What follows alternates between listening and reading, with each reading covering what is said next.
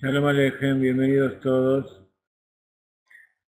Hoy avisamos un poquito tarde, entonces puede ser que algunas personas se demoren un poquito, van a ver la traducción, la grabación. Así que por ahora le damos la bienvenida a todos. Le damos también la bienvenida a los amigos que vinieron de Ecuador y de España, don Marcos, la mamá, Blanca y Rafa. Luego van a venir otros más para Sukkot. Así que estamos acompañados. Algunos de ustedes estuvieron ya aquí con nosotros otras veces, así que ya saben cómo es la sensación de estar aquí en la tierra de Israel. De todas maneras, el primer día todavía no se sabe, no se comprende. Uno recién baja del avión, está como en tránsito, está en la manga del avión bajando. Después con el tiempo se comprende y sobre todo se comprende más cuando uno vuelve a su tierra. Cuando uno vuelve a su tierra, uno se da cuenta cómo es vivir en la tierra de Israel. Y nosotros lo sabemos porque incluso ahora, cuando nosotros estar 18 años aquí, cuando salimos de la tierra y estamos un poco afuera, a pesar de que estamos con amigos, hacemos cosas, lugares lindos, familia, sin embargo siempre queremos volver. Así que, Besat Hashem, vamos a hacer un lejaim.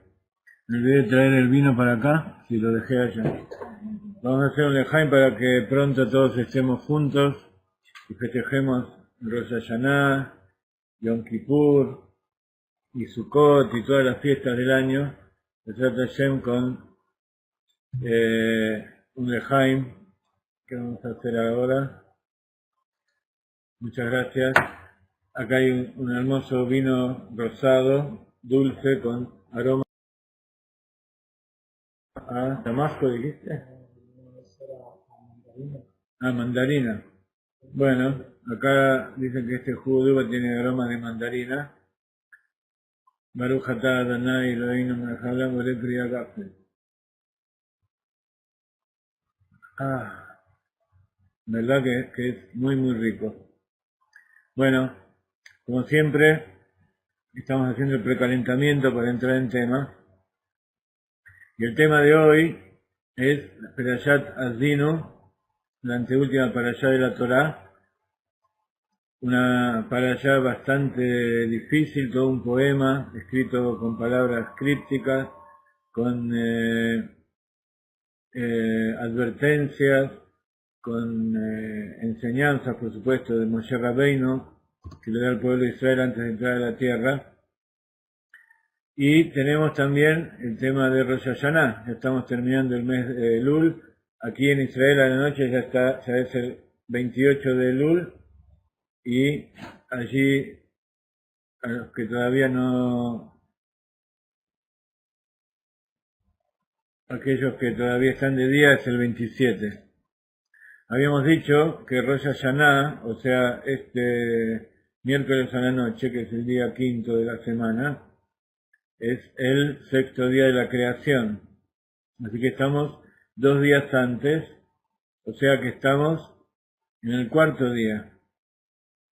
Hoy, el tercer día de la semana del año 5774, de acuerdo con los días de la creación, si este miércoles a la noche, el primero de Tishrei, es el día sexto,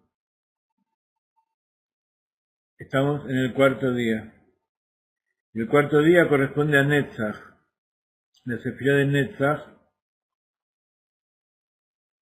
El cuarto día es un día muy especial, donde uno toma, justamente como lo dice el día del mes en que nos encontramos, Koach, Hafjet es Koach, es la palabra fuerza, poder. Entonces, este día es el día en que uno toma todo el poder del mes de Elul, que es el mes de la Teshuvah, para entrar al mes de Tishrei a enfrentarse al juicio con buenas condiciones, con arrepentimiento, con la decisión de no volver a hacer aquellas cosas que hicimos mal y rectificarlas para conectarnos con Dios. Eso es lo que significa Teshuvah.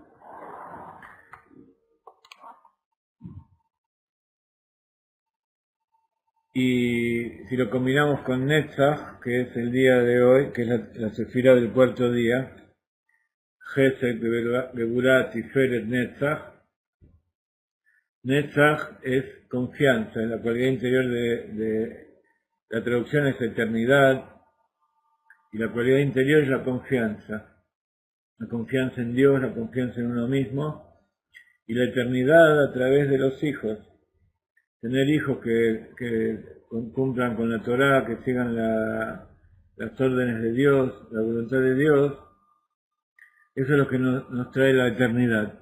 Y como ustedes saben, en el orden que hizo el Rav Ginsburg de la Sefirot y la ciencia, Netzach corresponde a educación, justamente porque educación es preparar a la próxima generación para que nos reemplace, y sobre todo a la tercera generación. Cuando uno ve a la tercera generación que sigue los caminos del abuelo, eso significa que ahí hay una hazaká. En hebreo, cuando algo se repite 3 veces, eso queda firme, se llama hazak. Y hazaká quiere decir que 3 veces que ha sucedido algo, ya queda firme para toda la eternidad. Entonces por eso el pueblo de Israel sale de 3 patriarcas, Abraham, Isaac y Jacob, y por eso de Jacob surgen los hijos, 12 tribus que siguieron la Torá hasta el día de hoy. Ustedes pueden decir, pero sin embargo, los únicos que quedan son los judíos. ¿Por qué nos llamamos judíos? Porque venimos de la tribu de Yehudá. La tribu de Yehudá y el reino de Yehudá, que es el que quedó después de la destrucción y la separación del pueblo de Israel, fue el que se exilió a todo el mundo, y ahí vienen los judíos. El resto de las tribus se había exiliado ya durante la primera destrucción del templo. Entonces todos ellos se esparcieron por todo el mundo. Justamente en las últimas generaciones hay mucha investigación sobre eso, y hay algunas señales firmes o menos firmes de las distintas tribus que todavía siguen manteniendo algunas costumbres dentro de los pueblos del mundo, ya sea en Asia, en América. Entonces, cuando se reúnan todas las tribus, con la llegada del Mashiach, Bezrat Hashem, Lejaim, que sea pronto en nuestros días. ¿Dónde está tu vino? ¿Estás haciendo Lejaim con té?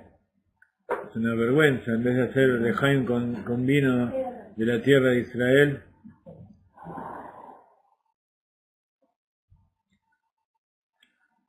Entonces cuando Bezrat Hashem venga el Mashiach y todas las tribus estén recolectadas, estén reunidas en Jerusalén, y ese es el origen de la palabra kibbutz de kabetz, significa concentrar, reunir. Entonces kibbutz galuyot, la reunión de todos los exiliados, es justamente una de las señales del Mashiach, y eso es lo que está sucediendo justamente ahora. Por eso todos se preguntan por qué de repente, a pesar de que el pueblo de Israel pasó una catástrofe como el Holocausto, y sigue siendo asediado por todos los enemigos, y sigue siendo una pequeña nación entre los miles de millones de personas del mundo, rodeado de enemigos, ya sea en la tierra de Israel, ya sea en otros países, y todavía por afuera por lo menos hay más enemigos que amigos. De todas maneras hay todo un despertar en todos lados, hay un montón de gente que quiere volver. ¿Y por qué es eso? Justamente porque vienen de aquellas tribus que fueron exiliadas, y el alma está llamando desde el fondo del corazón. Entonces así lo dice el Rebbe de Breslev, que una de las condiciones para llegar al Mashiach es que todas esas almas que están dispersas en las naciones del mundo se rebelen, se conviertan, se hagan gerim. Entonces esa es una de las condiciones de la llegada del Mashiach. De todas maneras, de una manera u otra, El Mashiach va a decidir quién es judío, quién no es judío, no para castigar, sino al contrario, para cuando uno sabe quién es, y de eso vamos a hablar un poco a continuación en la clase, cuando uno sabe quién es y cuando uno sabe dónde está parado, entonces sabe qué es lo que tiene que cambiar, sabe qué tipo de teshuvá tiene que hacer. Y como explicaba el Rav Ginsburg últimamente, hay dos teshuvot. Así como enseña el Baal Shem Tov sobre la palabra Hashmal, que Hashmal mal representa Hash es silencio, mal es la separación del bien y del mal, de las cáscaras impuras para revelar la santidad, y el segundo mal es Milá, es la palabra, es la revelación. Así también ese es el proceso de las almas. Primero el alma está callada allí adentro, de repente uno siente que no pertenece al lugar, al pueblo, a veces a la familia donde nació. Es un alma que pertenece al pueblo de Israel. Entonces ese segundo mal es separarse, sobre todo en nuestra época separarse de la idolatría, pero en general separarse de todas las cosas que lo separan a uno de Dios. Entonces todos esos pueblos, el primer hash entonces es que el alma está solitaria, está callada dentro de uno, está inconsciente, uno ni siquiera toma conciencia de eso. Incluso le pasa a muchos judíos de nacimiento que están perdidos entre las naciones, están asimilados y aparentemente no tienen ninguna conexión más que el apellido. A veces ni siquiera tienen Brit Milá. Ese es el primer hash, silencio. El segundo, la segunda parte de hash mal mal es la milá, la separación, circuncidar el corazón. Circuncidar y sacar esa cáscara que evita que se revele la verdadera raíz, la verdadera esencia que hay dentro del alma. Y entonces la persona de repente empieza a tener impulsos, empieza a tener inquietudes, y a Kadosh Baruj Hu le muestra cosas que nunca vio, como yo le contaba recién a los amigos que están aquí, una carta que recibí hoy, que es un ejemplo de muchas cartas que recibo constantemente, de gente que literalmente viene pidiendo ayuda. Algunos están, de repente se dan cuenta de la mentira que vivieron toda su vida y quieren encontrar el verdadero camino, y solo a veces es difícil. Entonces para eso estamos aquí, para ese segundo mal, y para transmitir, para hacer que esa separación se transforme en la dulcificación, en la tercera etapa. Mal, la segunda significado de mal es milá, es palabra. Entonces, cuando uno puede articular, cuando uno puede hablar y decir qué es lo que uno tiene adentro, entonces eso es la dulcificación, la rectificación de todo lo que pasó antes. Es cuando el alma se expresa, y como atestiguamos muchas veces acá en el Beddín, distintos Beddín donde vienen personas de todo el mundo a convertirse de acuerdo con la halajá. Al principio, cuando le hacen todo el cuestionario, le preguntan un montón de cosas, a veces la persona se queda muda y no sabe bien cómo contestar, como si todo lo que estudió hasta ese momento se le borró de la cabeza, y lo único que hay es temor y es temblor dentro suyo. Sin embargo, cuando se le demuestra a la persona que lo que está buscando no es un conocimiento teórico, sino que se está buscando lo que hay verdaderamente dentro del corazón, entonces la persona se tranquiliza, la mayoría de la gente empieza a llorar, empieza a caerles lágrimas, y empieza a salir de adentro de verdad todo aquello que tiene. Entonces, no solamente ellos, sino todos nosotros, y el Beddín, y todas las personas se emocionan mucho, y en ese momento la persona empieza a expresar y empieza a decir lo que significa volver a la tierra de Israel, lo que significa que el alma se revela y es como un verdadero nuevo nacimiento. Y entonces eso es lo que se busca. El Bedín dice, bueno, suficiente, ya hemos escuchado bastante, ya estás lista para entrar al pueblo de Israel. Y bueno, después viene todo el procedimiento de acuerdo con la halajá. Pero ese es el momento en que el Dayan, el juez, los tres jueces ven ese brillo que hay en el ojo de la persona, que es el alma que se está revelando y que se termina de revelar en la mikve y en todo el proceso que tiene que seguir luego. Entonces, este es uno de los ejemplos de lo que significa la redención y lo que significa la llegada del Rosh Hashanah, lo que es la Teshuvah. La verdadera Teshuvah entonces es volver a conectarse con Dios. Y a pesar de que está escrito que el alma nunca se desconecta, de todas maneras uno conscientemente está desconectado. Y por eso el Rosh Hashanah es uno de los 4 Rosh Hashanah que hay en todo el año. En todo el año hay 4 Rosh Hashanah. Uno, que nosotros vamos a festejar ahora, se llama el Rosh Hashanah de los Reyes. ¿Por qué se llama el Rosh Hashanah de los Reyes? Porque en él coronamos a Kadosh Baruj Hu. Melech Malchei Amelachim a Kadosh Baruj Hu, el Rey de Reyes, a Kadosh Baruj Hu, el Santo o el Sagrado, bendito es. Esta es la conexión de Rosh Hashanah, y justamente tiene que ver con la Perashat Azinu, que siempre viene antes de Rosh Hashanah, siempre se lee antes de Rosh Hashanah. Y trae las advertencias que Moshe Rabbeinu le trae al pueblo de Israel, de lo cual vamos a hablar ahora, luego de meditar un poquito en todo lo que hablamos y escuchar una melodía.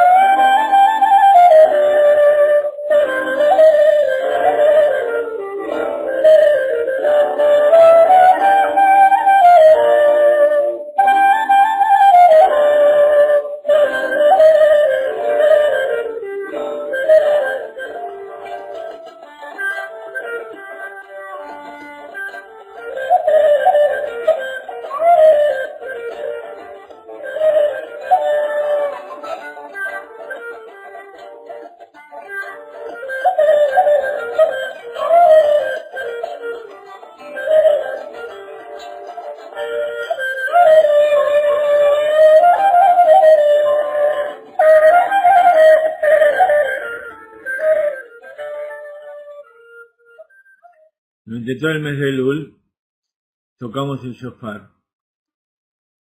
Desde el primer mes el primer día de Elul tocamos el shofar de día para despertar. El shofar habíamos dicho que es el sonido que sale del alma, es el grito del hijo que llama al padre, del príncipe que llama al rey, para que lo rescate de ese lugar perdido donde se encuentra. Y también es el grito que da Kadosh Baruj Hu para despertar al pueblo de Israel. El último día de Elul, el 30, el día anterior a Rosh Hashanah, no se toca el shofar. Ustedes saben por qué no se toca el shofar, todo el mes estamos tocando y justo el último día no se toca. Teóricamente tendría que tocarse más todavía, más fuerte. Se ha dicho que no se toca para el Levalvel a Satán. No se toca para confundir al Satán. Hay otras cosas que se hacen también para confundir al Satán. Por ejemplo, en Rosh Hashanah. Rosh Hashanah es el día del juicio. Y entonces, cuando uno va al juicio, ayuna, está triste, está compungido y está con miedo y trata de despertar piedad. En cambio, los judíos cuando viene Rosh Hashanah nos vestimos de fiesta y comemos y bebemos y festejamos como si el juicio ya hubiera pasado. Sin embargo, son 2 días de juicio y nosotros el primer día, ya el miércoles a la noche, hacemos fiesta y cantamos y comemos, festejando que ya fuimos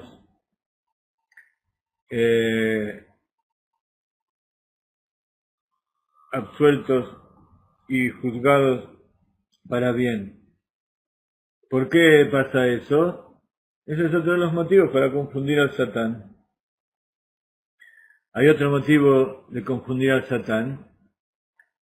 Cuando termina toda la festividad y ya se tocaron todas las veces el shofar y se hizo todo, al final se vuelve a tocar otras 30 tkiot, otros 30 sonidos del shofar. Entonces preguntan los jajamín por qué se hace eso. Para confundir al Satán. También se confunde al Satán tocando de vuelta el shofar, algo que está por afuera de los requisitos. Y así hay toda una serie de cosas. Entonces preguntan los sabios, ¿acaso el Satán es tan estúpido que nosotros lo podemos confundir? El Satán, el Samachmen, es justamente un ángel que mandó a Kadosh Baruj Hu. No es un ángel que traiciona o que está en contra de Dios. Al contrario, es como todos los ángeles, una criatura de Dios que viene a hacer su trabajo. ¿Y su trabajo qué es? Justamente vigilar y verificar. Y Satán quiere decir, viene la palabra asatá, que es tentar, que es probar. Entonces, él está al tanto de todo lo que pasa. Entonces, ¿cómo nosotros lo podemos confundir? Sin embargo, el pueblo de Israel tiene la capacidad de confundir al Satán. Dicen los sabios que justamente cuando hay una guerra y uno tiene un enemigo, a lo mejor uno está en inferioridad de condiciones y a lo mejor uno, de acuerdo con la naturaleza, va a perder. Pero si la persona está segura de que va a ganar y se prepara para la victoria y empieza a festejar antes de que la victoria se haya producido, entonces el enemigo se confunde y dice, ¿cómo puede ser? Esta gente tiene a todo en contra y sin embargo está festejando. Lo que pasa es que una cosa es que esté todo el mundo en contra y todos los mundos superiores en contra, pero si Akadosh Baruj Hu, si el Creador está a favor, nadie puede contra él. Entonces, como el pueblo de Israel es el hijo de Akadosh Baruj Hu, son almas que mandó el propio Akadosh Baruj Hu para hacer su tarea, son los enviados que tienen que hacer el trabajo final. Entonces, sin ellos no hay mundo. Entonces, ya Kadosh Baruj Hu, de antes de hacer el juicio, él como vamos a leer ahora en la Perashá de Azinu, él ya de antemano hizo una pequeña trampa y ya había dicho cómo iba a salir el juicio. Entonces, como nosotros tenemos un contacto directo con él por encima de los ángeles y por encima de las almas de los mundos superiores, el alma judía tiene contacto directo con la esencia infinita de Dios. Entonces, ahí es donde se maneja toda la diplomacia de la guerra de las naciones. Escucha cielo, hablaré, tierra, oye las palabras de mi boca, dice Moshe Rabbeinu. Azino a Shamay Vadabrera Betishma Aaretz Imbreipi. Dice Rashi, el comentarista literal de la Torá, Azino a Shamay, ¿por qué está diciendo escuchen? Azino viene de Ozen, de prestar oídos. Yo estoy advirtiendo al pueblo de Israel que para que ustedes, el cielo y la tierra, sean testigos de lo que está pasando. Y que sepan que yo les dije a ustedes que ustedes van a ser testigos.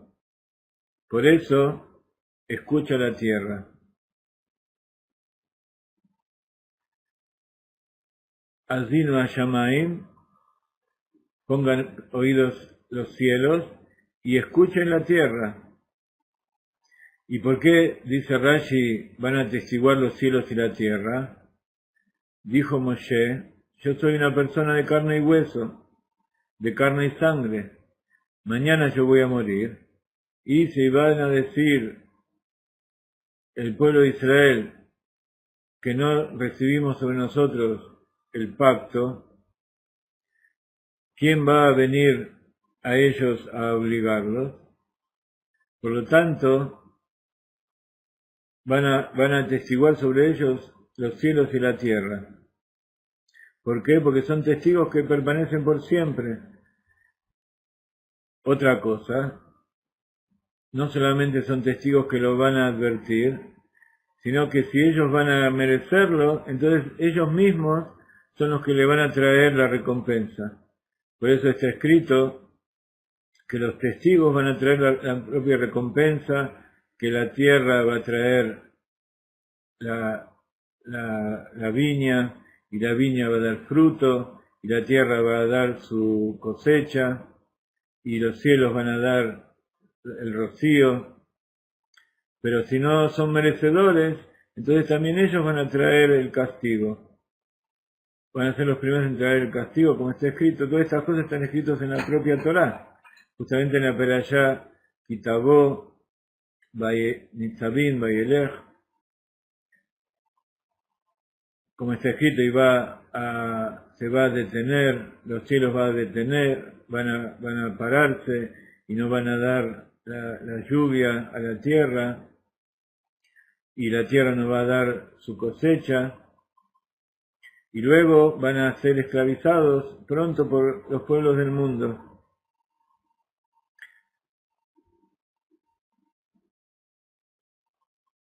Entonces ellos son los testigos que van a juzgar. Está dicho que cuando hay un juicio, entra el acusado y entra el acusador. Viene la persona que hace la disputa y viene el que es acusado. Y de acuerdo con la enseñanza de los sabios, cuando entran los dos, para el juez los dos son culpables. El juez no sabe quién es culpable y quién es inocente, para él son los dos culpables. Y cuando salen y se decidió quién es culpable y quién es meritorio, entonces los dos son meritorios. ¿Por qué?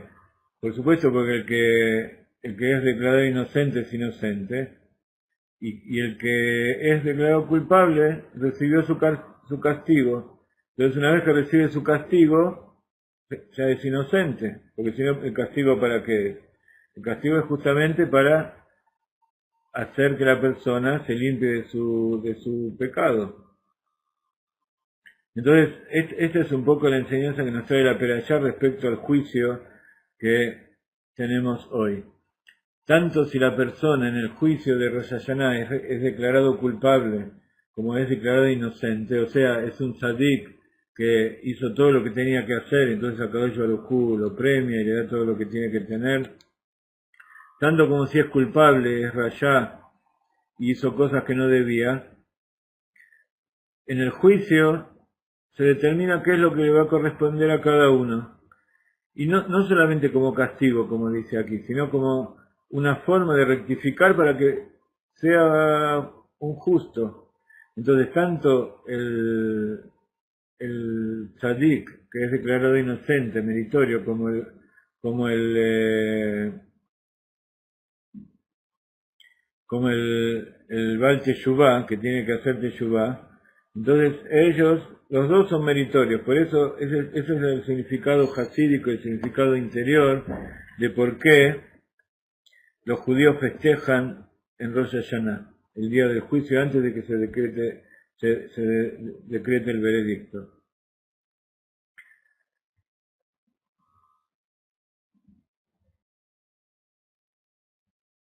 Muy bien.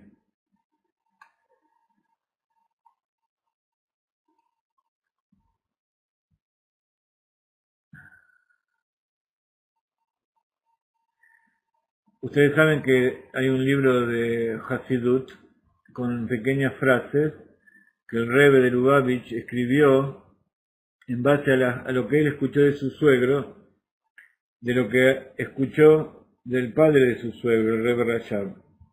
Entonces este es un libro de enseñanzas que compila cosas de tres Rebbeim juntos, los últimos tres, y que a su vez ellos traen enseñanzas de todos los sabios anteriores.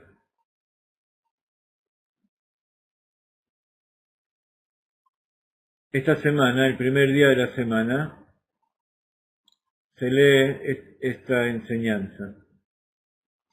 El orden para cacherizar la carne, para comerla, es que para poder sacar la sangre que lo hace prohibido es primero Shriya, luego Melijá, luego Adajá,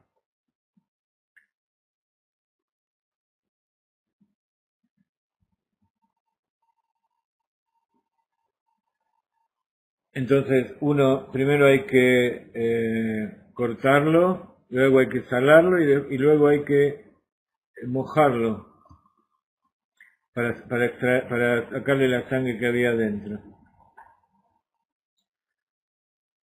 ¿Qué significan estos tres pasos en el servicio a Dios?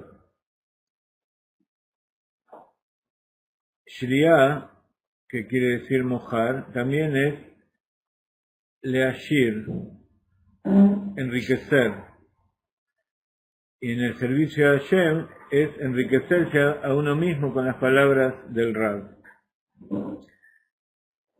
Melijá, salarse, es Yehidut, entrar en Yehidut, tener esas charlas privadas con el Rebbe. Y Adajá, que es cuando se lava y se quita todo lo que hay, es el Nigun. De estos tres procesos, el estudio de las cosas que dice el Rab, el Rebbe, el consejo que uno obtiene del Rebbe y cantar Nigunim, eso espiritualmente es como que uno se cayeriza a uno mismo y se quita la sangre prohibida. El segundo día, que es el que pasamos hoy, dice palabras del Rabbeinu Azaken, el primer Rebbe de Chabad, Rabbi Shneur Zalman, dice Israel Goy Echad Baaretz, como dice la Perashá Azino, Israel es un pueblo solo, es un pueblo único en la tierra. ¿Qué significa esto? Dice Hasidut, el pueblo de Israel también cuando se encuentra en las tierras del mundo, él está conectado con el Dios uno. Hashem Echad. Y a Kadosh Baruj Hu, Hashem Echad, bendito sea, transforma lo espiritual en material. Todo aquello que está preparado allí arriba para nosotros en forma espiritual, Él lo baja a la tierra y lo hace material. Así como está dicho, Bereshit bara Elokim et hashamayim ve'et haaretz. En el principio Dios creó. ¿Qué significa crear? Transformar lo espiritual en material. Y por su lado el pueblo de Israel transforma lo material en espiritual. Esa es la tarea del pueblo de Israel.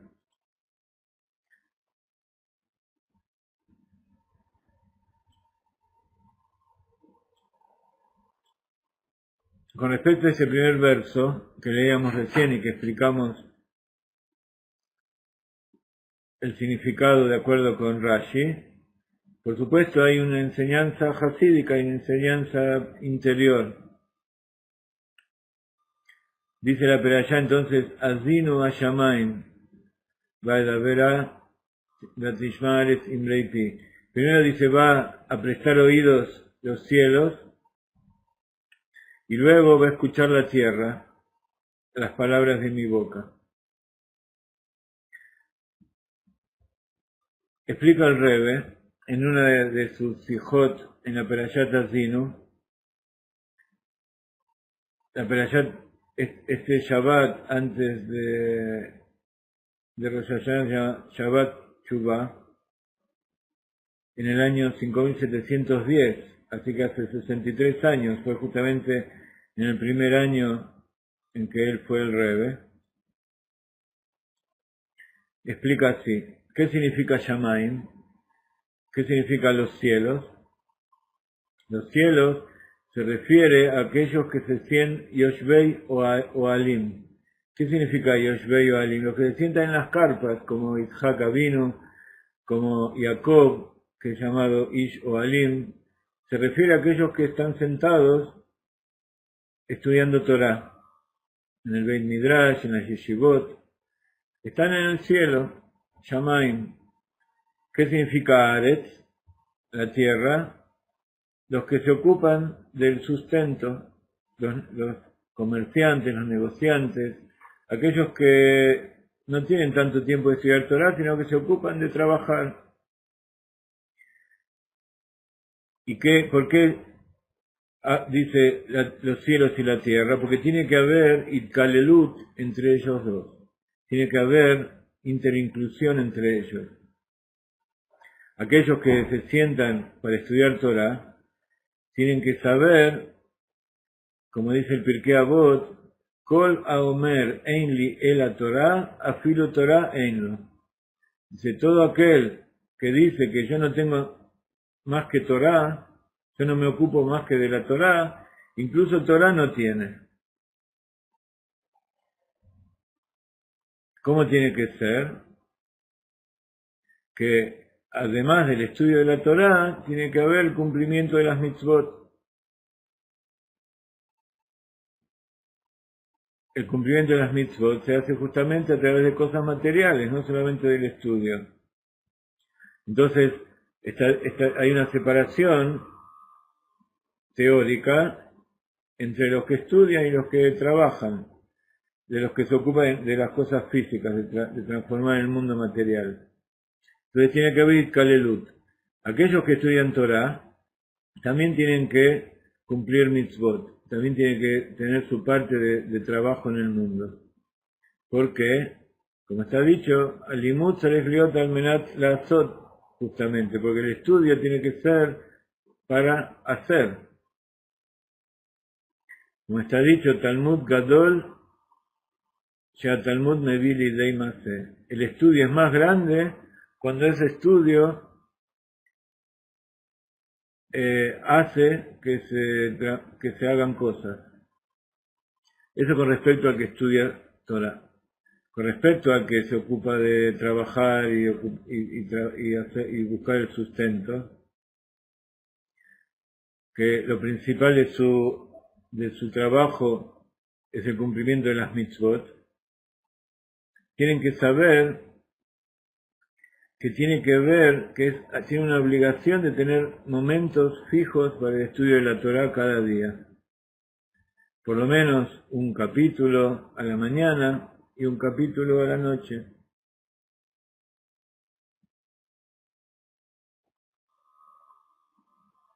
Entonces, la diferencia es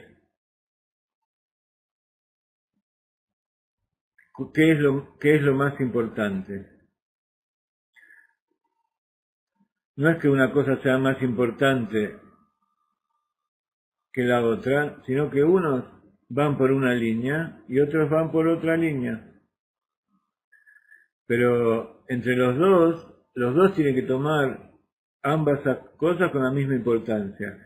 En el momento que se dedican a la Torá, para ellos es lo principal. Y en el momento que se dedican a las cosas masiot, o sea, las cosas prácticas, eso tiene que ser lo principal.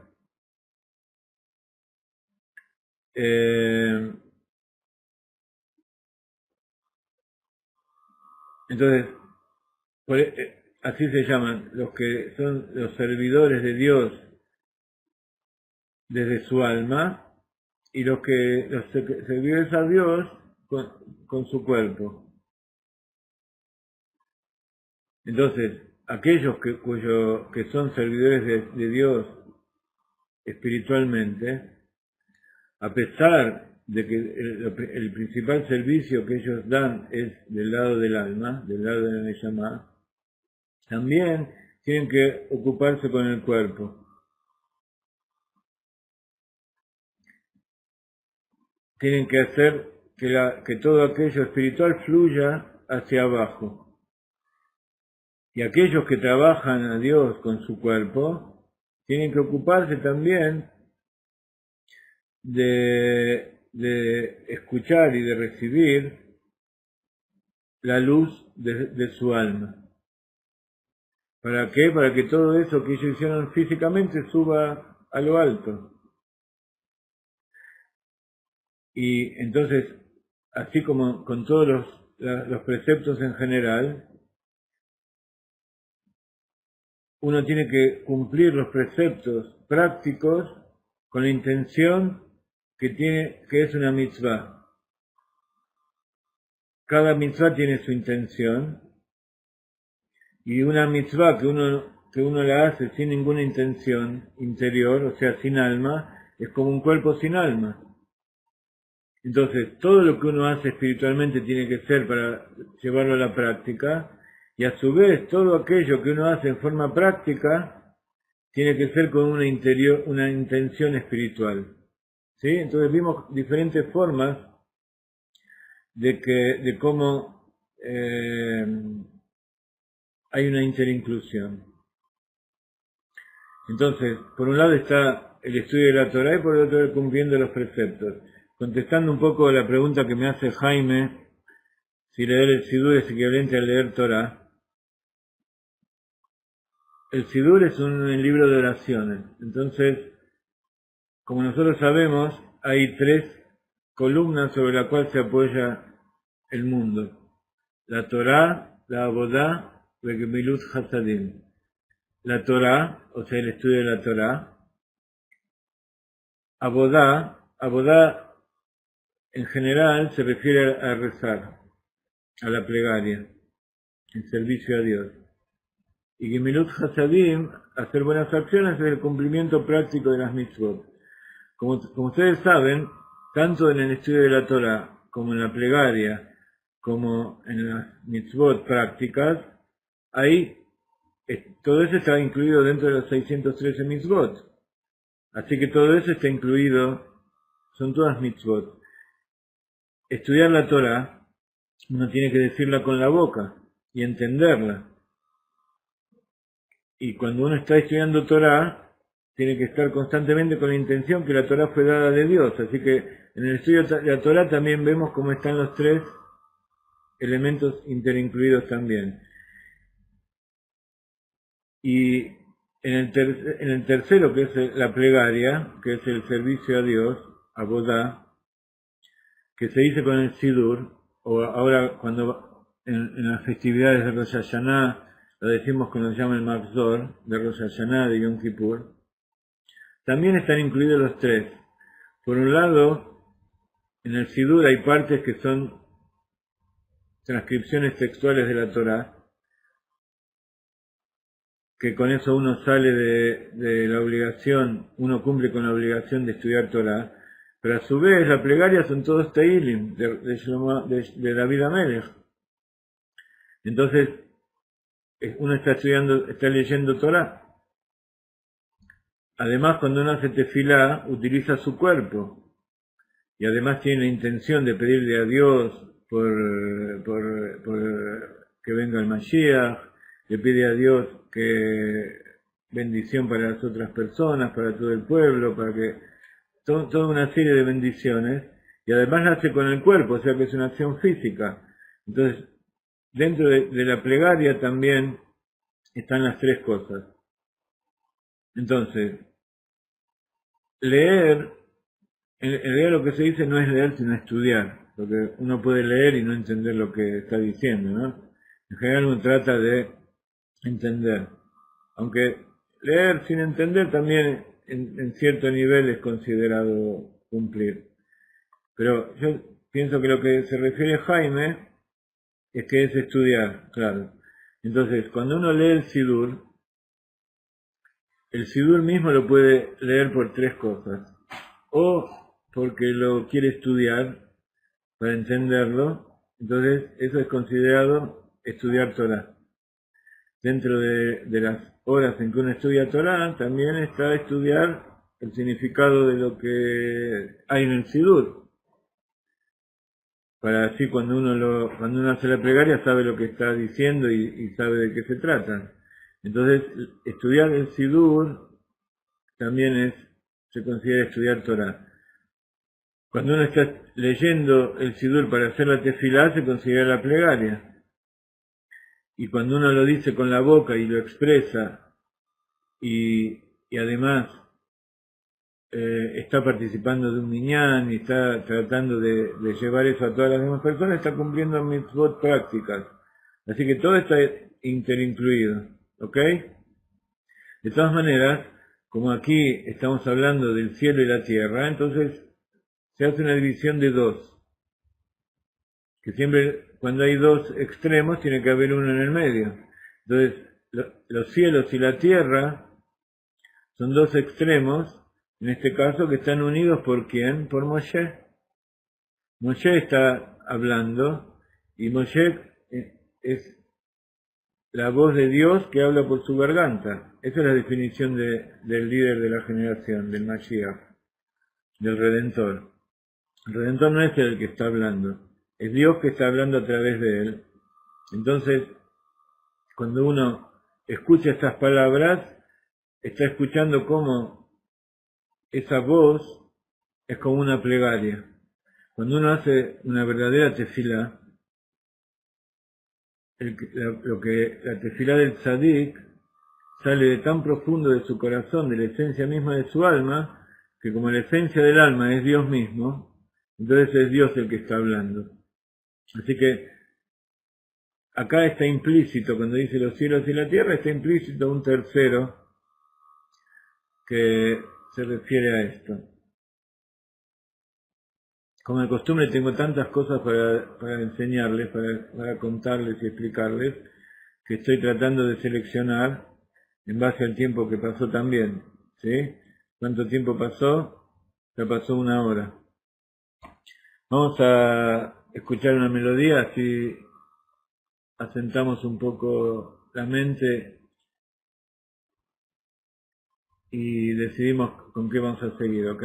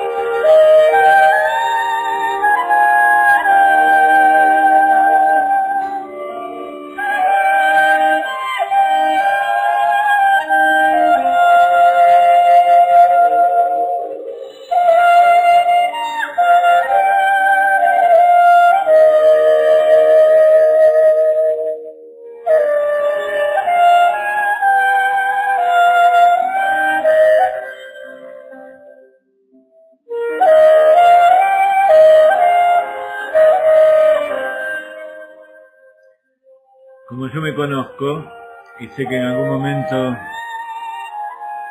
vamos a estar por terminar y me voy a olvidar, quiero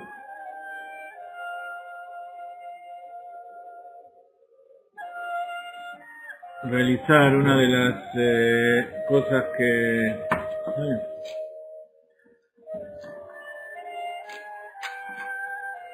hacemos en Rosh Hashanah, que es comer manzana mojada en miel. Tenemos aquí manzanas de la tierra de Israel, cortadas en trozos. Aquellos que son muy macrobióticos y vegetarianos pueden dejarle la cáscara.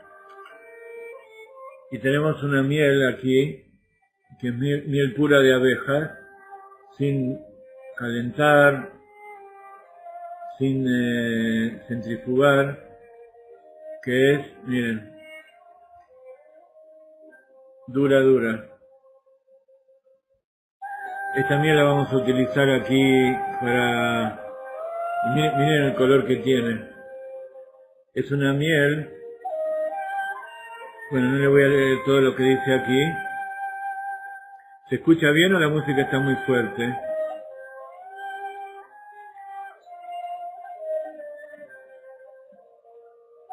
Tiene un aroma muy especial. Entonces, dicen que esta miel es hecha por abejas que comieron flores de abocado. ¿Cómo es abocado? Palta. Aguacate, ¿no? Aguacate, abocado, palta. Y dan esta miel marrón. Así que vamos a tomar un poquito de esta miel.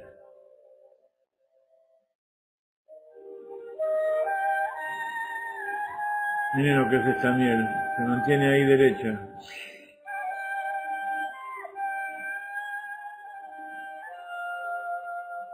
Y la forma de tomar y comer la miel en Rosh Hashanah, por supuesto hay que tener un recipiente con miel, tanto eso, también el pan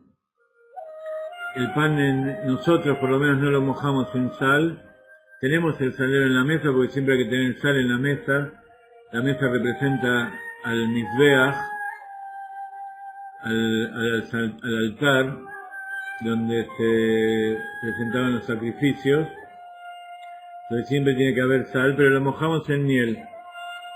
Entonces no hay que ponerle la miel encima, sino que con la manzana se toma un poquito de miel y se dice Yehi Ratzon Mifaneja Shetie Lanu Shana Tova Umetuká, sea su voluntad que tengamos un año bueno y dulce. Y primero se dice la bendición de la manzana, después se dice Yehi Ratzon, sea su voluntad, y se come. Baruch atah Adonai Eloheinu melech haolam borei pri ha'etz.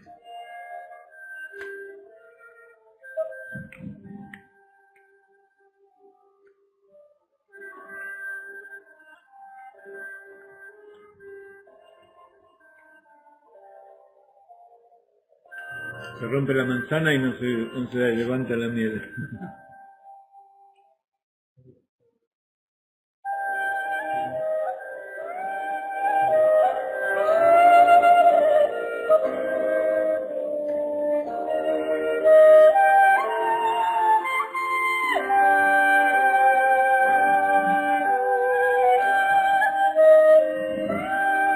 Bueno, ¿no? No es dulce. Claro, ¿no?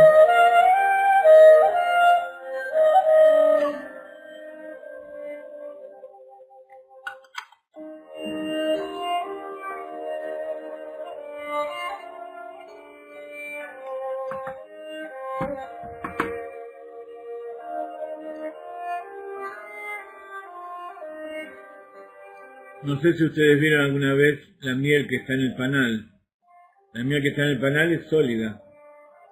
Está mezclada con la cera Ustedes saben que en el panal, el de madera que hacen los apicultores y también el panal que fabrica la abeja misma, tiene dos compartimentos. En los dos se produce, hacen las celditas hexagonales con el secreto del Maguen David.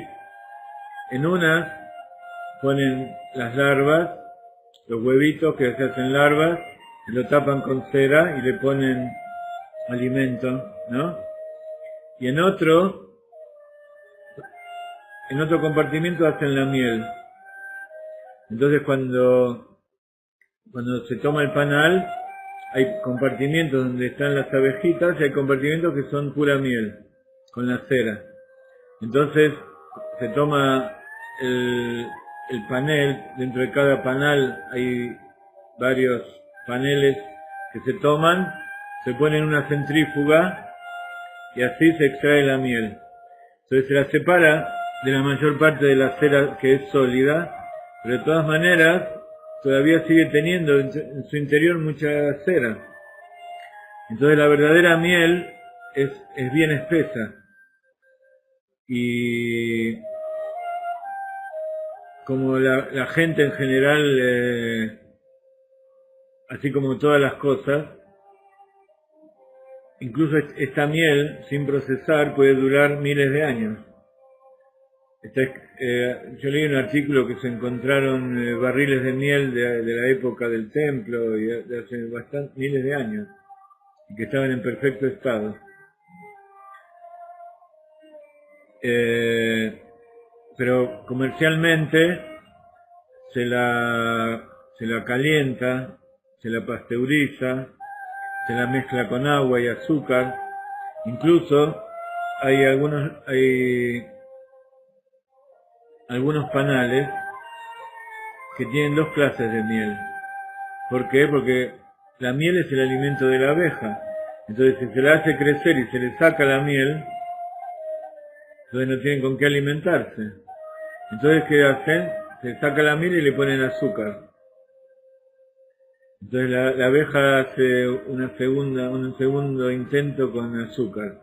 Entonces esa segunda clase ya no es lo mismo que el azúcar que se hizo con el néctar de las flores.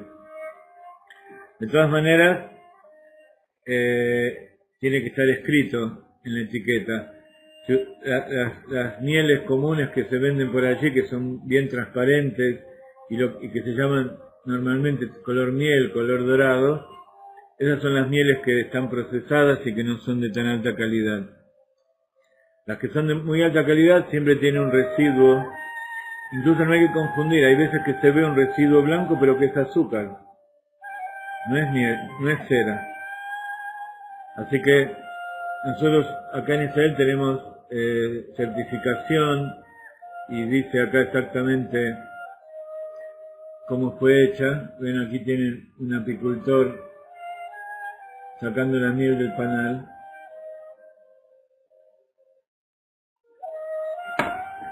Así que cada cosa tiene su secreto.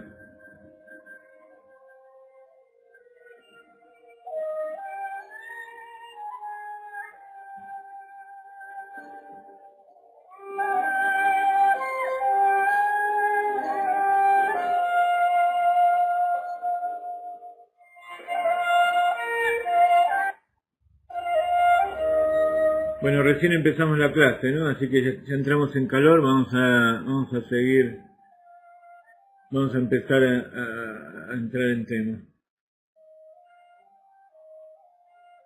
Le vamos a decir a nuestros amigos aquí que nos vienen a visitar que se lleven algunos frascos para sus países y repartan miel de Israel, ¿sí? ¿Los van a dejar entrar por la aduana? No se sabe, ¿no? Y bueno, vamos a probar. En todo caso lo van a comer los policías ahí que se paren. Pienso que no va a haber problema. Acá tenemos un amigo de Ecuador, don Marcos. Así que los de Ambato y los de Quito que se preparen que vamos a mandar miel.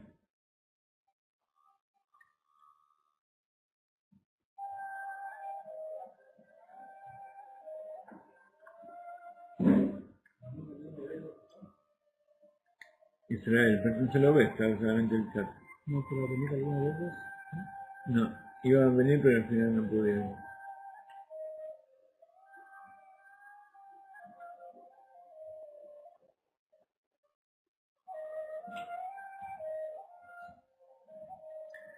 Muy bien, vamos a seguir.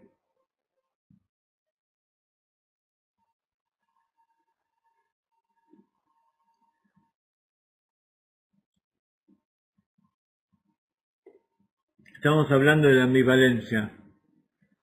Vamos a tratar de aplicar este asunto de las dos mentalidades, del cielo y la tierra,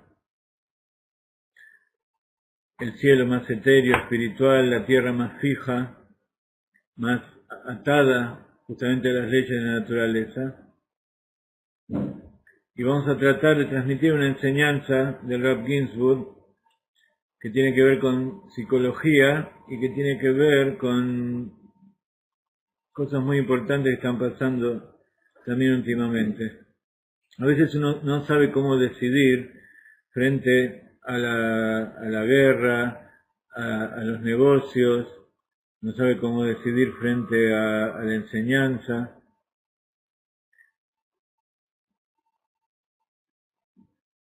Les voy a transmitir una parte de una sijá que dio el Rav Ginsburg hace poco y que espero que mañana esté lista la traducción completa y la vamos a publicar. Lejaim.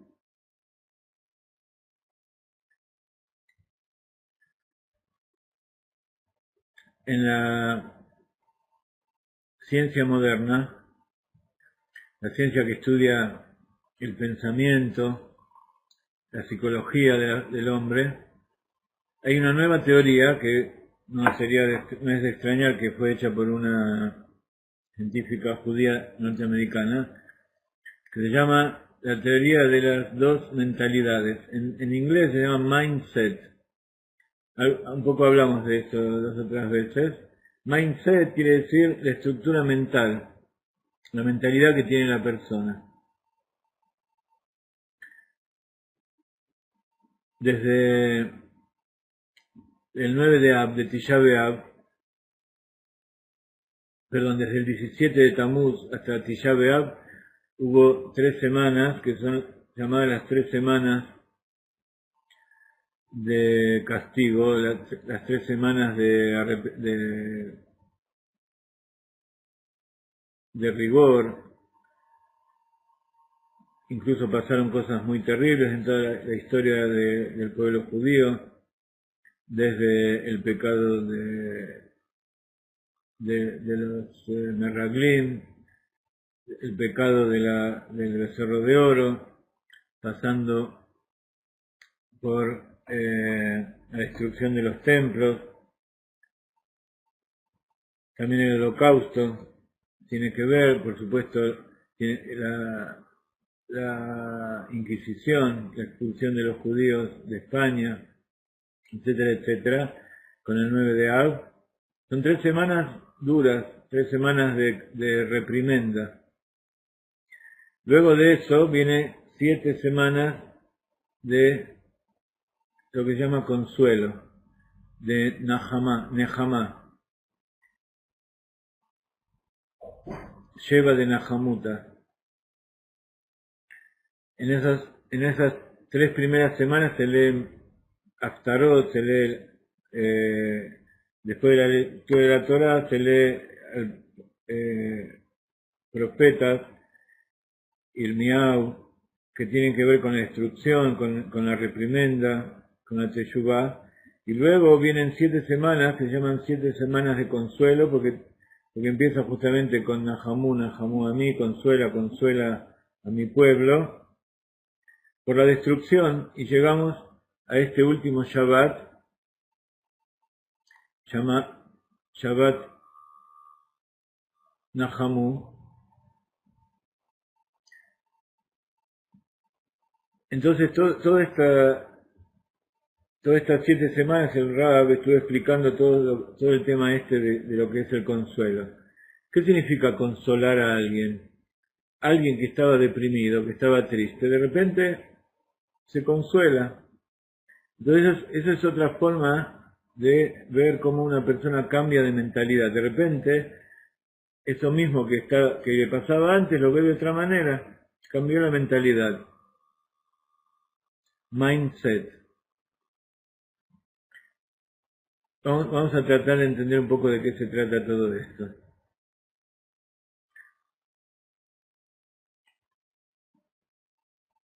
Cuando uno recibe 3 semanas de reprimenda, significa que uno está atrapado por determinado pensamiento, determinada forma de ver las cosas, y a través de esa reprimenda que le da el profeta, entonces empieza de repente a pensar que las cosas tienen que ser diferentes.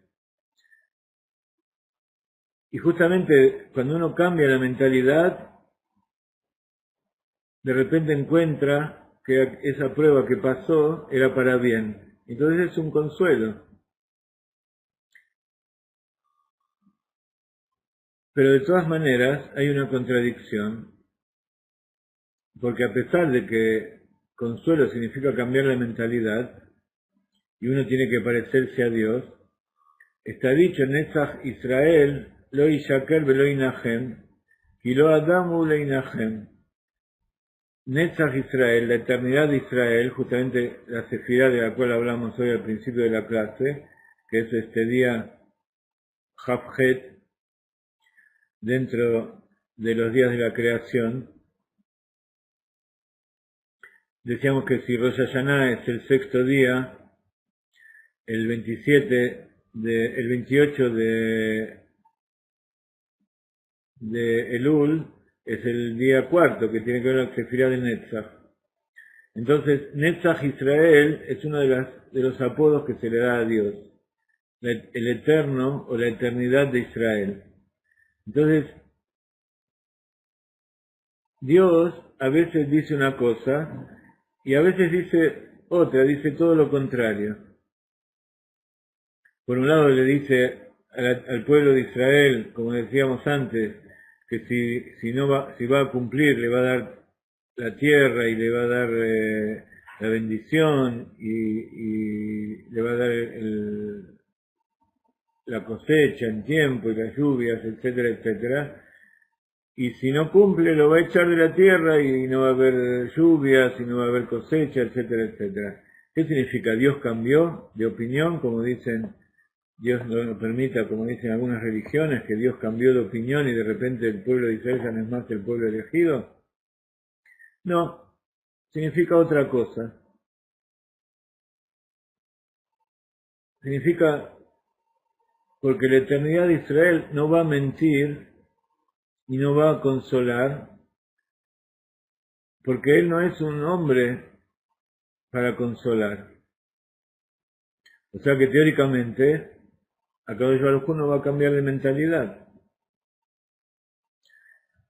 Pero como dijimos antes, la intención de Dios al crear el mundo, dicen los sabios, primero fue con una medida de juicio, con rigor. Pero como la primera creación se destruyó, porque era con juicio estricto, luego cambió de idea, como si se podía decir eso, y lo creó agregándole también misericordia, compasión. Entonces al final, ¿qué significa todo esto? ¿Cómo creó Dios el mundo? Aparentemente lo creó con ambas.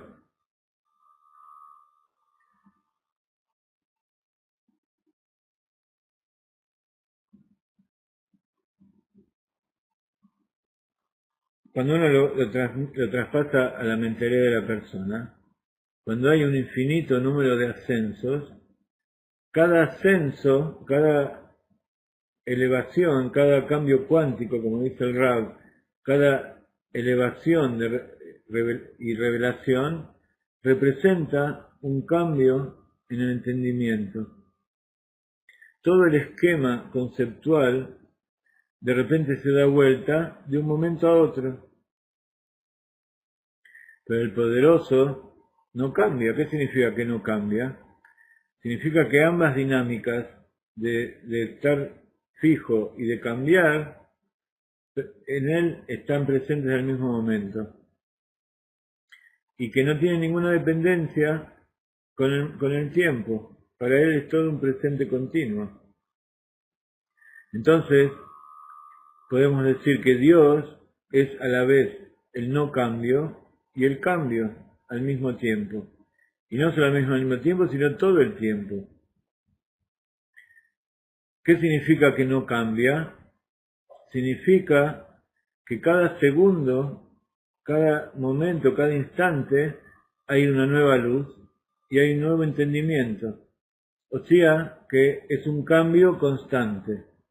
Si ustedes se ponen a pensar, la palabra cambio y la palabra constante son dos opuestos. Es una paradoja. Sin embargo, es algo que utilizamos siempre. Decimos, esto está en constante cambio. Entonces, no significa que está cambiando la esencia constantemente, sino que está cambiando la mentalidad. Y cuando cambia todo el tiempo, entonces se une lo constante con lo no constante, con el cambio. Entonces primero creó el mundo con la medida de juicio y luego le agregó la compasión. Entonces para nosotros es muy fácil pensar, bueno, era todo estricto y de repente le agregó la compasión. Pero es difícil si uno se pone a pensar cómo lo aplicamos nosotros en la vida diaria. En la vida diaria, ¿qué significa? Que primero hizo un juicio y luego le agregó la compasión. Por eso dice que Dios creó a Valle Elohim. Hay un versículo en la Torah que dice, en el día que hizo a Valle Elohim la tierra y los cielos. En el principio de la creación, dice los cielos y la tierra, que es en orden natural. Pero para que exista el mundo, hay una forma inversa de crear, que es crear primero la tierra y después los cielos. Y así está escrito en el segundo recuento de la creación del mundo, que es llamado Masé Merkabah. En Kabbalah, el primer relato que empieza con Bereshit,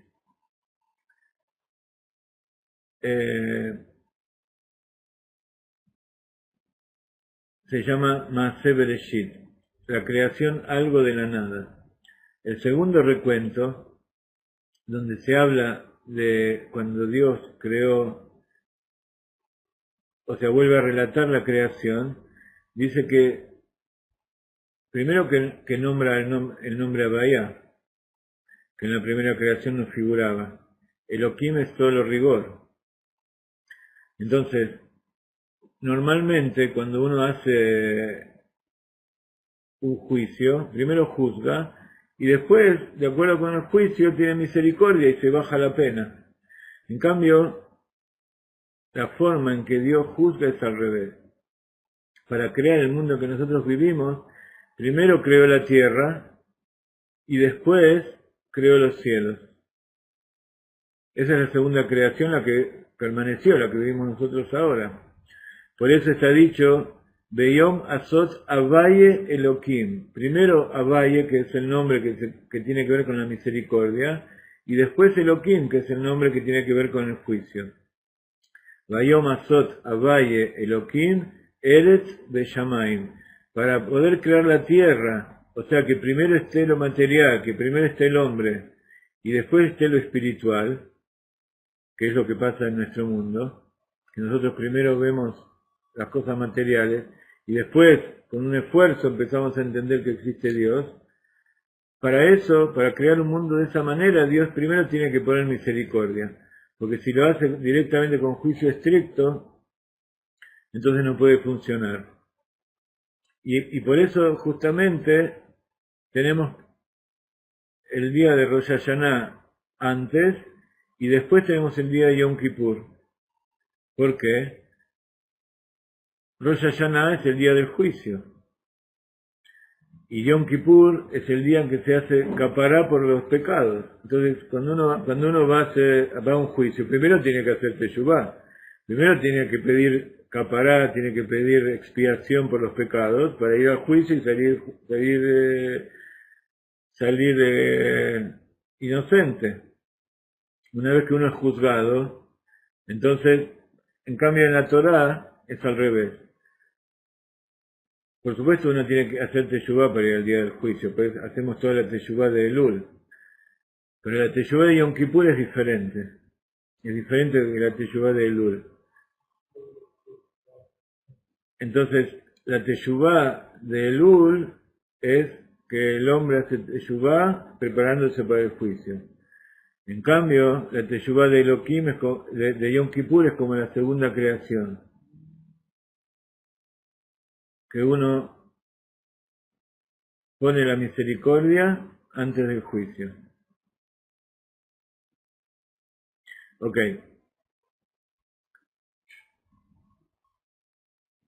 Después de todo esto, entonces el Rav Ginsburg conecta todo esto con la psicología, con un tema muy popular, que en inglés se llama mindset, o forma de pensar, la mentalidad que tiene la persona. En hebreo se llama tzpus hashiva. En el hebreo normal esta expresión no existía, es una traducción del inglés, y hay muchas expresiones en hebreo que son una traducción del inglés. Y como decíamos antes, la personalidad más conocida es una profesora de Stanford, de la Universidad de Stanford, que se llama Carol Dweck. Entonces, como consuelo, se refiere a cambiar la mentalidad de la persona, cambiar la mente, cambiar el esquema conceptual.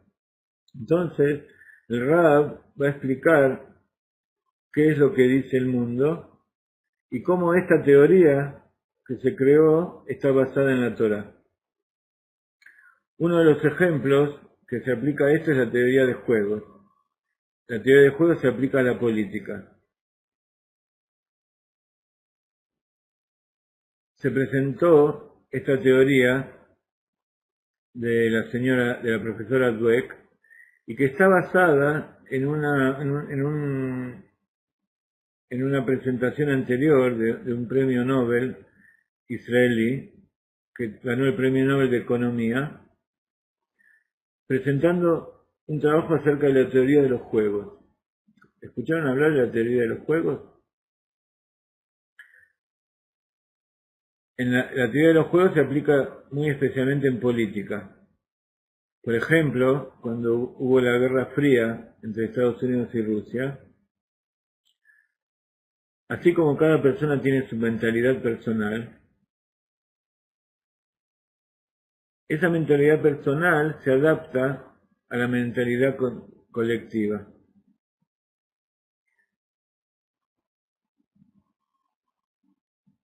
Y justamente esa mentalidad colectiva fue lo que gobernó, lo que rigió durante la Guerra Fría. La mentalidad colectiva es mucho más difícil de cambiar que la mentalidad de la persona. Porque, por supuesto, son millones de personas. Pero, de todas maneras, hay veces que una determinada forma de pensar estricta tiene algunos beneficios. En aquella época, ¿qué era lo que pensaba todo el mundo? Que como cada una de las superpotencias tenía el poder de destruir todo el mundo, y tenía tanta arsenal atómico que podía destruir el mundo varias veces, entonces justamente ese era el motivo por el cual no se iban a atacar. Entonces, como esa era la forma de pensar colectiva, eso fue justamente lo que produjo que no hubo guerra. Se mantuvo una guerra fría que después se fue disolviendo y tuvo épocas que vino, pero al final hasta hoy en día verdaderamente no hubo lo que se llama guerra nuclear. ¿Por qué? Porque incluso si hubiera habido algún ganador, ese ganador no tendría sobre quién gobernar. Entonces, un ganador que hubiera llevado a su país a perder, por ejemplo, no digo el 90%, pero un 30, 40% de su población, las personas que hubieran quedado lo hubieran matado, lo hubieran derrocado inmediatamente. Entonces, eso mismo hacía, la mentalidad colectiva, hacía que la toma de decisiones sea que no tenía que haber guerra. Entonces, esta es una forma de ver en términos globales lo que significa el mindset, la estructura mental. Y esto es lo que justamente uno de los aspectos que trata la teoría de los juegos en relación a la política. Cada persona normalmente está confinada, está limitada por una determinada mentalidad, un determinado mindset. Y eso es muy difícil de cambiar. Con respecto a la mentalidad colectiva, la mentalidad de cada individuo tiene la intención, se deja llevar por cómo es la mentalidad general, la forma de pensar. En las elecciones, que nosotros vemos todo el tiempo, hay constantemente encuestas. Entonces hay personas que a veces la mayoría de las personas no sabe a quién está votando. Y menos, muchas veces el mismo candidato no sabe qué es lo que va a hacer después, porque él habla y después hace al revés. Entonces mucho menos la persona que vota va a saber lo que está votando. Entonces generalmente lo que la gente cuando vota es porque está a favor o porque está en contra de las encuestas. Entonces esa es una de las formas en que los políticos y los medios de comunicación, los poderes mundiales manejan a la gente. ¿Por qué? Porque saben que hay dos formas de pensar fijas. Y eso es muy difícil de cambiar. Entonces como que la persona está dentro de una camisa de fuerza y en eso se basan todas las leyes de la propaganda y del consumo tanto de los comunistas como de los capitalistas, no hay diferencia. Entonces, ¿cuál es el enfoque que tenemos que tener? ¿A qué tenemos que ir? Nuestro problema es cómo tener consuelo, o sea, cómo podemos cambiar, cómo podemos mover nuestra forma de pensar. ¿Para qué? Para tener al Mashiach. Porque sabemos que esa es la única forma de que el mundo llegue a su redención, llegue a ser un mundo bueno.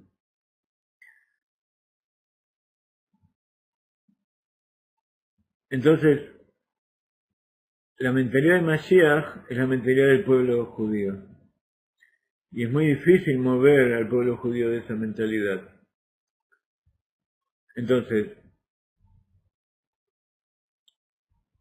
ese es uno de los primeros, de los ámbitos en que esta teoría de juegos, la teoría del mindset, se aplica para comprender la política. Y también es útil para entender lo que pasa con un partido político cuando está en el poder. Y justamente aquí es donde hay una novedad. Si el partido que hay en el poder no es flexible para nada, o sea, tiene una mentalidad, una línea que no cambia, por más que no le dé lo que está aplicando de resultados opuestos, que es lo que vemos en muchos países, no solamente de Latinoamérica, sino en muchas partes del mundo. Cuando ese partido, ese grupo de gente que está en el poder, no tiene la capacidad de ser flexible, no puede cambiar su plataforma política, aunque sea un poco, aunque sea de vez en cuando, entonces no puede mantenerse en el poder.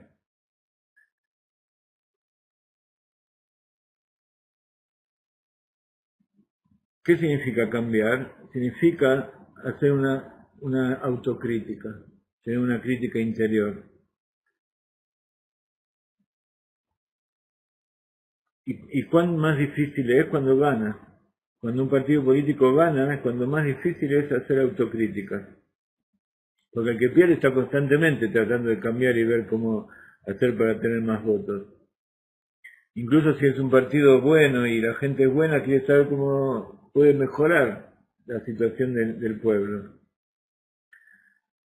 Pero lo primero que piensan es cómo alguien puede sostenerse en el poder.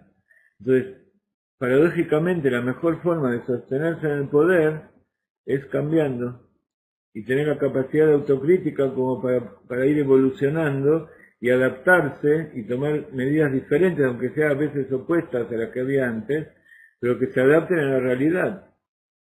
Entonces, esa autocrítica hace que uno cambie de opinión. Entonces, esto parece muy contradictorio, pero llega un momento en que uno incluso se cansa de una determinada forma de pensar. Está dicho que cuando uno es joven es de izquierda, trata de ser revolucionario y cambiar el mundo y eliminar todas las superpotencias. Cuando va creciendo, se casa, empieza a tener hijos, se vuelve más moderado y de grande se vuelve de derecha, ¿no? Entonces esa es una forma de pensar, pero en general no es algo que uno lo hace en forma voluntaria, sino que la propia vida lo va llevando a eso. Entonces no es que uno se volvió flexible, sino que el mundo lo va haciendo cambiar. Ahora, cuando uno lo hace porque utiliza su entendimiento, entonces eso sí es beneficioso. Incluso está dicho, por ejemplo, eso es hacer teshuvá. Está dicho que cuando se elige un gobernante, siempre se trata de buscar un gobernante que nunca hizo nada malo, que hizo todo perfecto, ¿no? Entonces, ¿qué es mejor? Un político, un gobernante que siempre fue derecho, fue por derecha y nunca ganó, o alguien que ganó, cayó, hizo algo malo y después luego se arrepintió. Justamente lo aprendemos del mayor político, del líder más grande que tuvo el pueblo de Israel, que fue David Amelech, es el rey principal, y de él salieron todos los reyes hasta el Mashiach. Sin embargo, él cayó, él se equivocó, pero tuvo la capacidad de cambiar. Y eso es la teshuvá, y ese es el consuelo. Y justamente dice, Nahamu a mí, consuela a mi pueblo. El rey, cuando para gobernar bien al pueblo, tiene que ver qué es lo que el pueblo necesita, y para eso tiene que estar cambiando constantemente. Otra acepción de Nahamu a mí, consuela, una traducción es consuela mi pueblo. O sea que el pueblo consuela al rey. Que la persona consuela a Kodesh Baruj Hu. Entonces, este punto de inflexión que se produce cuando hay una determinada forma de pensar y se cambia a otra, es justamente el punto más difícil, pero es el que define a un verdadero gobernante. Cuando un gobierno, un partido, una persona no puede cambiar su forma de pensar, un ejemplo clásico es justamente de Estados Unidos. En Estados Unidos hay dos partidos, uno es demócrata y otro es republicano. A pesar de que uno no llega a ser de izquierda, uno es más tipo social y otro es más de derecha, ¿no? Y sin embargo, ninguno se puede quedar más de una o dos cadencias, como se dice, dos mandatos. Porque el primer mandato la gente, el hombre cumple más o menos lo que dijo y la gente está conforme. Después, a medida que va pasando el primer mandato, el principio del segundo mandato siguen lo mismo, pero, claro, pero el primer mandato venía de un cambio de lo que era el anterior. Pero ahora él sigue en lo mismo.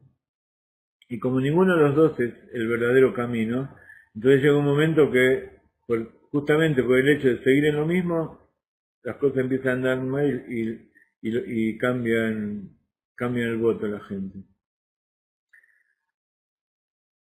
Otro punto importante donde aplicar esto es en la lucha contra el terrorismo. ¿Por qué es importante? Justamente en la tierra de Israel. Porque la guerra, en general, el verdadero general, el verdadero comandante de la guerra tiene que tener una mentalidad flexible. Tiene que saber adaptarse. Si en este momento va la aviación, en este momento va el ejército, en este momento va no hay que atacar, hay que parar, en este momento hay que ir con todo. Hay que cambiar la forma de lucha constantemente y por eso el pueblo de Israel está teniendo cierto éxito contra el terrorismo porque va aplicando diferentes tácticas. Ahora, nunca lo pudo vencer. Eso significa que todavía la táctica verdadera no es la correcta. Pero dentro de los países del mundo donde el terrorismo menos actúa es justamente en la tierra de Israel. Los terroristas se dieron cuenta que para atacar al pueblo de Israel hay que atacar a los judíos en los otros países.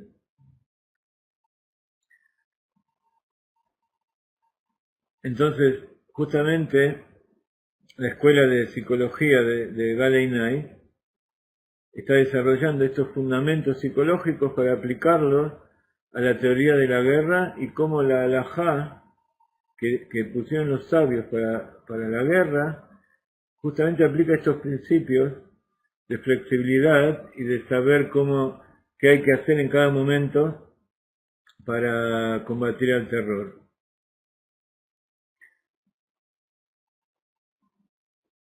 Cuando uno habla de la ley judía y del judaísmo en general, uno piensa que justamente es algo que es inmutable, es algo que es algo que no se puede cambiar, que no se puede tocar. Incluso dentro del judaísmo hay personas que se aferran a cosas y costumbres que en realidad fueron una aplicación de la halajá en su momento, pero que ahora en esta época la aplicación de la halajá es a veces lo contrario.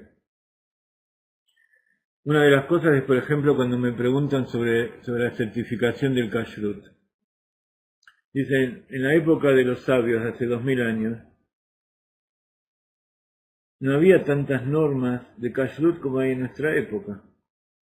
¿Por qué en nuestra época hay tantas normas de kashrut y tantas leyes y se aplican cosas que en realidad son para prevenir? No son exactamente cosas que están escritas estrictamente en la Torá, incluso en la Torá oral. Pero ¿cuál es el asunto? Un detalle les voy a decir para poder seguir en el tema. En aquella época, cada familia tenía sus pollos y le llevaba su pollo a un yojet, a un matarife. Entonces el hombre agarraba el pollo, lo miraba, lo revisaba, tenía todo un tiempo en que realizaba la tarea y entonces sabía que ese pollo era kasher. En cambio, cuando un yojet tiene que matar 2000 pollos por hora, que es lo que pasa acá en la tierra de Israel, entonces no siempre los 2000 pollos son kasher. Entonces hay algunas supervisiones que son menos estrictas, entonces dicen, bueno, si hay 1, 2, 3, no sé cuánto es el límite, dentro de 2000, se acepta, es un margen de error.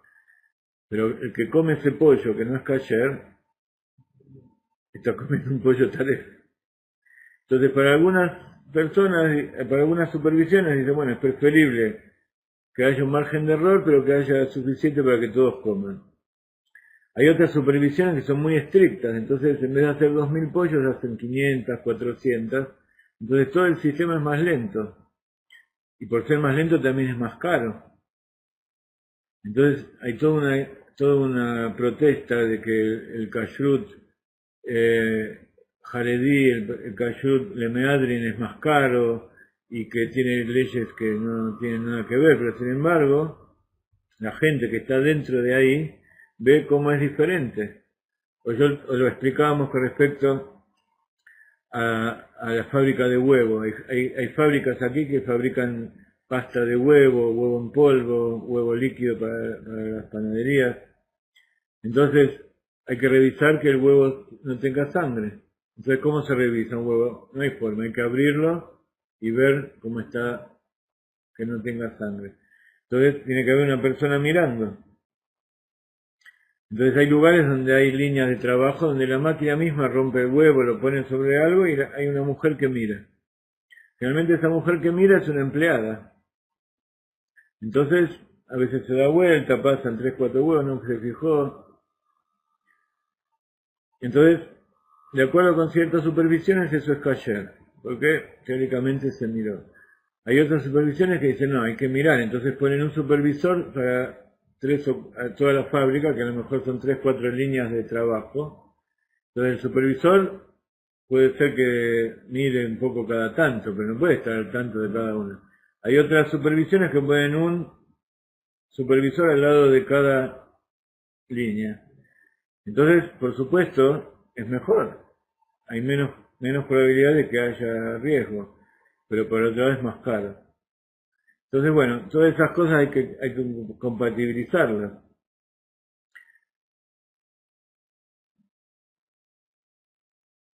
Entonces,